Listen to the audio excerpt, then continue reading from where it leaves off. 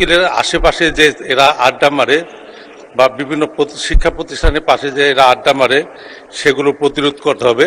আমাদের মাননীয় সদস্য, আপনি কি খন্দকার আবু আশফাক? জি, বলুন। আমি আজকে বলবো যে আমাদের এলাকায় বা সারা দেশেই বিশেষ করে যে 18 বছরের নিচে যে ছেলেগুলো আছে, মেয়েগুলো আছে, তারা কিন্তু অবাধে চলাফেরা করে। তাদের কাছে সিগারেট সহ মাদক জাতীয় জিনিসগুলো বিক্রি করা হয়। এগুলো কিন্তু একটা আইন হয়তো ছিল এক সময় যে 18 বছরের নিচে যারা অপ্রাপ্তবয়স্ক তাদের কাছে এগুলো বিক্রি করার নিষেধ, কিন্তু যদি আইন থেকেও থাকে তার কিন্তু কোনো প্রয়োগ নেই। এই কারণে এই সমস্ত ছেলেগুলো বিভিন্ন স্কুলের পাশে যে মেয়েদের ইফটিজিং করে, রাস্তাঘাটে মানুষের প্রতিবন্ধকতা সৃষ্টি করে।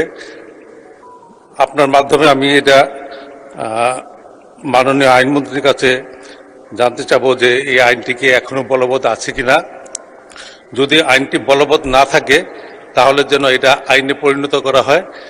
এতে করে আমাদের যুবক সমাজের রক্ষা পাবে এবং আমাদের সন্তানেরা নির্বিঘ্নে লেখাপড়া করার জন্য স্কুলে যেতে পারবে এবং স্কুলের আশেপাশে যে এরা আড্ডা মারে বা বিভিন্ন শিক্ষা প্রতিষ্ঠানের পাশে যে এরা আড্ডা মারে সেগুলো প্রতিরোধ করতে হবে। এজন্য আইন প্রয়োগকারী সংস্থা যেন সেদিকে সজাগ দৃষ্টি রাখে। আপনার